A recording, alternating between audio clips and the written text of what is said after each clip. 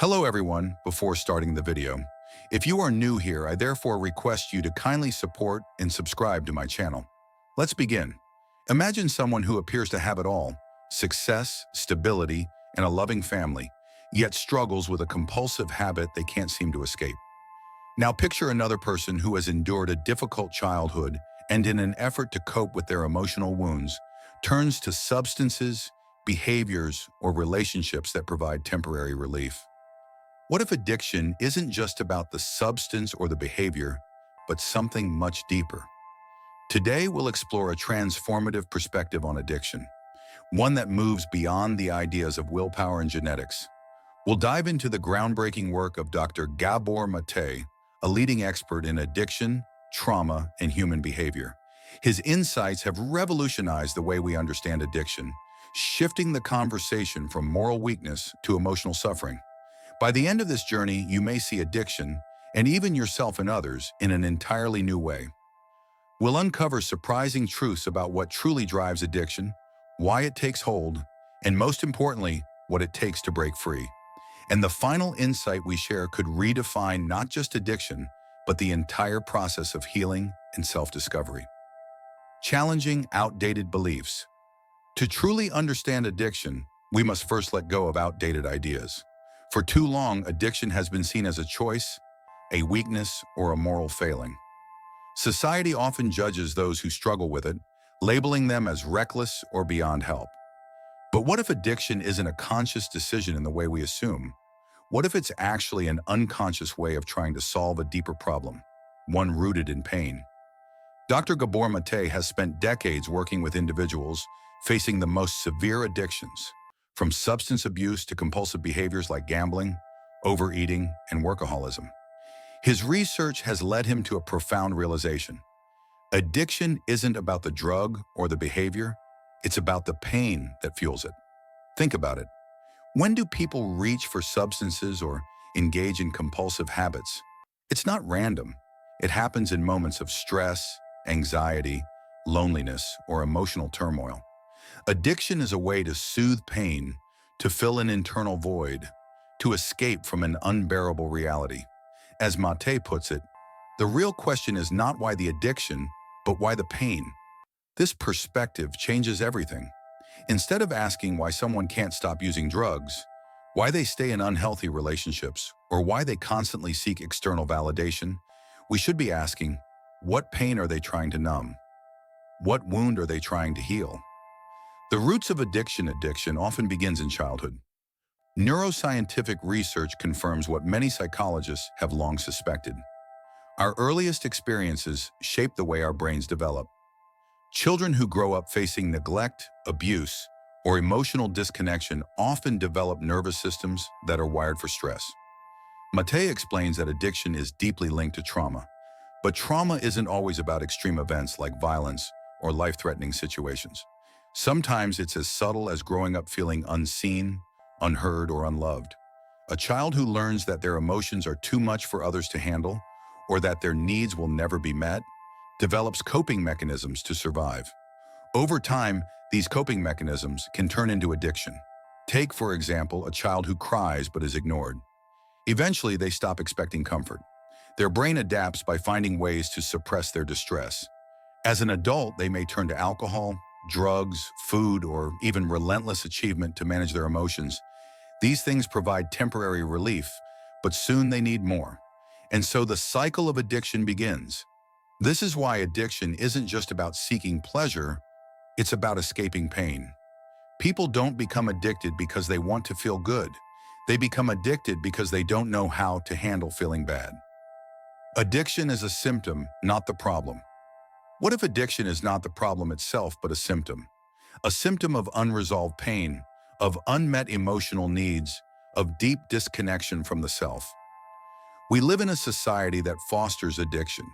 Modern life is filled with stress, pressure, and disconnection. We are constantly bombarded with messages that tell us we are not enough. We are told to keep pushing, keep achieving, keep consuming. Yet we rarely stop to ask why so many people are suffering in silence. Addiction is not limited to substances. It can manifest in socially acceptable ways, like overworking, compulsive shopping, excessive social media use, or even the need for constant validation. How many people do you know who cannot sit still without checking their phones? How many people use food as comfort rather than nourishment? How many people chase success not because they love what they do, but because they are afraid of feeling unworthy? The reality is that addiction exists on a spectrum. Some forms are more visible and destructive, while others are disguised as ambition, productivity, or self-improvement. But at their core, they all serve the same purpose: to escape discomfort. Dr. Maté challenges us to see addiction not as an enemy to be fought, but as a teacher. It reveals where we are wounded, where we have unmet needs, and where we have lost connection with ourselves. Instead of asking, "How do I stop this addiction?" perhaps the real question is, "What is my pain trying to tell me?" And this leads us to a profound truth, one that has the power to reshape everything we thought we knew about addiction. We will uncover this in the next part. A shift in perspective from punishment to healing. If addiction is an attempt to escape pain, then true healing does not come from punishing the addict, but from understanding the suffering that drives the behavior. This changes everything. Instead of asking, "How do we make people stop?" we should be asking, "How do we help people heal?" Dr. Gabor Maté argues that the most effective way to address addiction is through compassion, not judgment. He challenges the common approach of criminalization and shame, showing that these only deepen the wounds that fuel addictive behaviors. Instead of seeing addiction as a failure, he invites us to see it as a response to suffering, a desperate attempt to find relief in a world that often does not provide it. Consider this. A person who turns to drugs is not seeking destruction, they are seeking relief. A person who engages in compulsive behaviors is not trying to ruin their life. They are trying to manage unbearable emotions. When we understand this, we can begin to shift our perspective, not just on addiction, but on human nature itself. The link between trauma and addiction. Studies on childhood trauma reveal a staggering truth. The more adversity a person faces in early life, the higher their risk of addiction.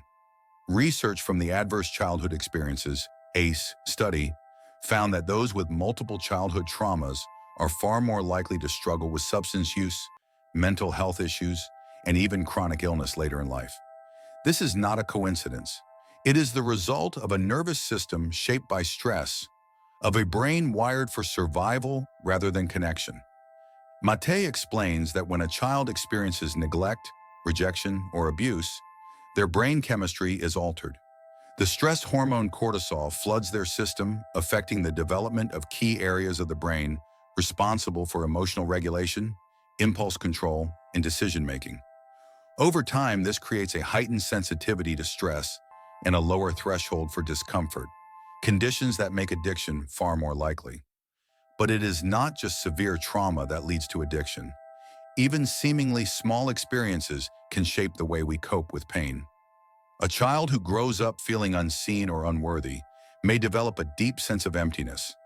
They may learn that their needs do not matter, that their emotions are too much for others to handle. When they become adults, they carry these wounds with them, often seeking comfort in ways that temporarily ease their pain, but ultimately lead to more suffering. They might seek external sources of validation, whether through substances, relationships, or work, to fill that void. And here is where the real challenge lies. Most people who struggle with addiction do not realize that they are carrying emotional wounds. They see their compulsions as personal failures rather than symptoms of deeper pain. Society reinforces this belief, telling them they simply need more willpower, more discipline, more control. But Maté's work reveals a different truth. Addiction is not a failure of the individual. It is a survival mechanism, one that developed as a response to deep and often unacknowledged pain. The path to healing. So how do we break free? How do we begin to heal, not just from addiction, but from the underlying wounds that drive it? First, we must shift from self-judgment to self-inquiry. Instead of asking, "Why can't I stop?" we should be asking, "What am I running from?" Instead of blaming ourselves, we must learn to recognize our pain with compassion. Healing does not begin with discipline. It begins with understanding. One of the most powerful insights from Maté's work is that true healing comes from reconnection, with ourselves, with our emotions, and with others. Addiction thrives in isolation. Addiction flourishes when we feel disconnected, unseen, unheard, or unworthy. In those moments, we turn to external sources for relief, seeking anything that numbs the pain. But true healing begins when we reconnect with ourselves, our past, and those who genuinely support us. The opposite of addiction is not sobriety, it's connection. Many believe that overcoming addiction is simply about quitting a substance or behavior. But in reality, the opposite of addiction isn't just sobriety, it's connection. This is why many traditional addiction treatments fall short. Approaches that rely solely on punishment or forced abstinence fail to address the root cause. They focus on the behavior rather than the pain driving it. Healing happens in environments of safety and understanding, places where people can explore their struggles without fear of shame. Dr. Gabor Maté, who has worked extensively with those facing severe addiction, homelessness, and trauma, emphasizes that the most effective interventions aren't about control, but about compassion. When people feel truly seen and heard, their need for self-destructive coping mechanisms begins to fade. Addiction affects us all. Addiction isn't limited to substance abuse. It exists on a spectrum. How often do we escape into work, social media, or entertainment just to avoid difficult emotions? Many of us engage in behaviors that numb discomfort, even if we don't label them as addictions. The path to healing isn't about avoiding pain. It's about learning to sit with our emotions and process them in a healthy way. This requires self-compassion, curiosity, and a willingness to understand what drives our behaviors. The key insight that changes everything. A powerful truth shifts the way we think about addiction. Healing isn't about willpower, it's about self-awareness. If addiction stems from unresolved pain, then breaking free requires us to understand that pain. Without this awareness, we remain trapped in cycles of compulsive behavior, mistaking the symptom for the cause. But when we ask, "What is my pain trying to tell me?" we take the first step toward transformation. Seeing ourselves clearly. Imagine looking into a mirror, not just at your reflection, but at the emotions, fears, and experiences that have shaped you. What patterns would emerge? What wounds have gone unhealed? Many people go through life unaware of the deeper emotional forces driving their behaviors. They see addiction, anxiety, or the need for control as problems in themselves, without recognizing the unhealed pain beneath them. Dr. Maté argues that addiction is, at its core, a disconnection from the self. The more we lose touch with our true emotions, the more we seek relief outside ourselves. Healing begins when we cultivate awareness of our triggers, our emotions, and the unconscious stories we've carried since childhood. The fear of feeling. One of the greatest barriers to healing is our fear of feeling. Many people fear that if they allow themselves to truly feel their pain, it will overwhelm them. But Maté reminds us that emotions do not destroy us. What destroys us is our resistance to them. When we suppress our feelings, they manifest in other ways: anxiety, depression, addiction, and even physical illness. But when we allow ourselves to acknowledge our pain, we take the first step toward freedom. Think about the last time you felt emotional discomfort. What did you do? Did you sit with the feeling, allowing it to be processed? Or did you distract yourself by scrolling through your phone, eating, drinking, or working harder? Most of us have been conditioned to avoid our emotions. We have learned to fear sadness, to suppress anger, to numb loneliness. But what if our emotions are not the enemy? What if they are trying to guide us toward healing? The link between emotional suppression and addiction. Maté suggests that addiction is often the result of emotional suppression. Many people who struggle with addiction were once children who were not allowed to express their pain. They learned that their feelings were too much for the world to handle, so they buried them. But emotions do not disappear. They resurface in other ways, through anxiety, self-doubt, and the constant search for relief. Reconnecting with ourselves. So how do we reconnect with ourselves? How do we begin the process of healing? First, we must cultivate emotional honesty. This means recognizing our true feelings without judgment. It means allowing ourselves to say, "I feel sad. I feel afraid.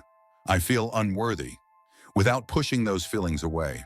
This can be uncomfortable at first, but it is essential. Healing does not happen in avoidance. It happens in awareness. Step 1. Awareness. The first step toward healing is awareness. We must learn to recognize our pain instead of running from it. Step 2. Meeting our own needs. Many people turn to addiction because they were never taught how to comfort themselves in healthy ways. They reach for substances, relationships, or achievements to fill an inner void. But true healing comes from learning to nurture ourselves, to give ourselves the love, care, and attention we may not have received in the past. Step 3. Practicing self-compassion. One of the biggest obstacles to healing is shame.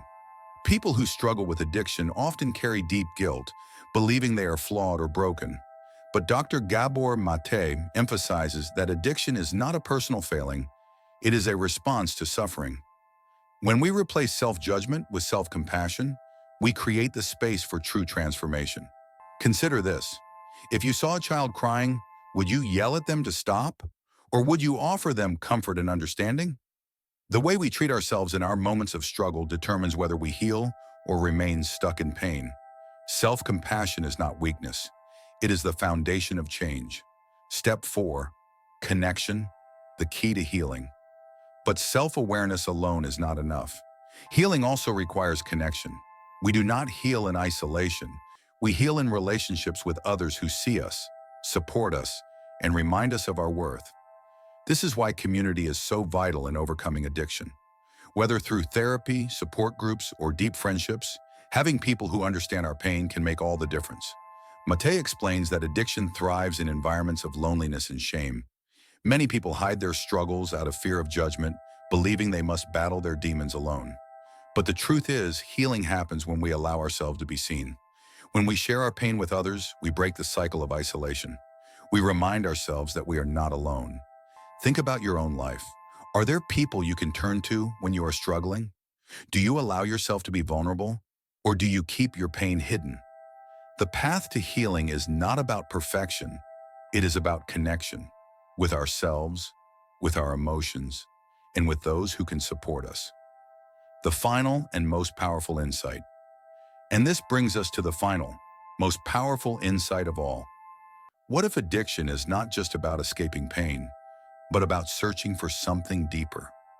What if, at its core, addiction is a misguided search for meaning, for love, for wholeness? The ultimate key to healing. In the final section, we will uncover the ultimate key to healing, the one truth that can transform not just addiction, but our entire understanding of human suffering. If addiction is not just about escaping pain, but about searching for something deeper, then healing is not just about breaking a habit. It is about rediscovering who we truly are. This is the ultimate insight that Dr. Gabor Maté offers us. Addiction is not merely a disease or a disorder. It is a call from within, a signal that something vital is missing in our lives. Think about it.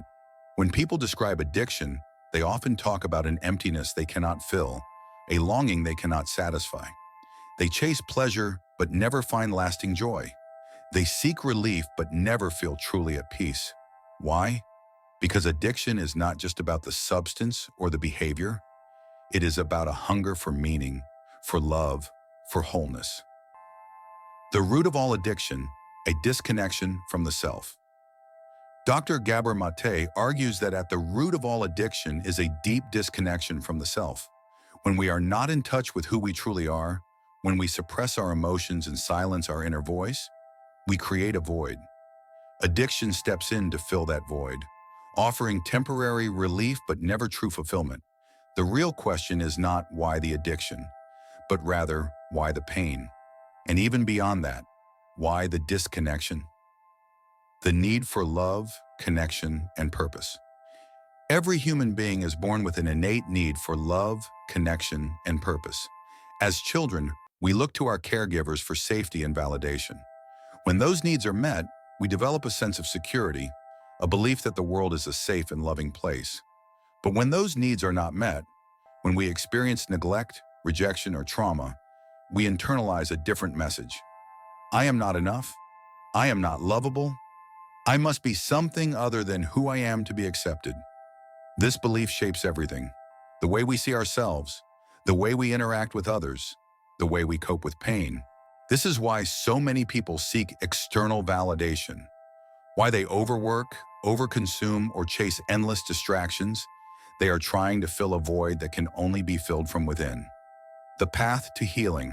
So how do we heal? How do we break free from addiction, not just to substances, but to anything that keeps us disconnected from ourselves? Step 1. Reclaiming our sense of self. We must recognize that our worth is not based on what we do, what we achieve, or how others perceive us. Our worth is intrinsic, something that has always been there, waiting to be rediscovered. Healing begins when we stop running from our pain, from our past, from ourselves. When we finally turn inward, when we allow ourselves to sit with our emotions instead of numbing them, we begin to reconnect. We begin to see that we are not broken. We are simply carrying wounds that need attention, understanding, and care. Step 2. Redefining fulfillment. Society teaches us to seek happiness in external things: success, wealth, status. But true fulfillment comes from something much deeper: connection, authenticity, living in alignment with who we truly are. Breaking free, the power of self-awareness and connection. The more we suppress our true selves, the stronger our need for substitutes, things that numb, distract, or temporarily fill the void.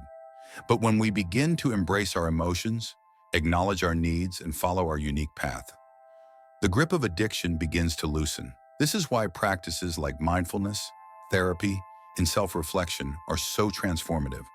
They help us look beyond our immediate cravings. They teach us to observe our thoughts and emotions without being controlled by them. They remind us that we are more than our impulses, that deep within, we are whole, resilient, and capable of healing. Step 3. Embracing connection. True healing goes beyond personal growth. It also requires connection with others. One of the biggest misconceptions about addiction is that it's a personal failure. In reality, addiction thrives in isolation, while healing happens in community. When we surround ourselves with people who see us, support us, and remind us of our worth, we begin to rewrite the narratives we've carried for so long. A shift in perspective.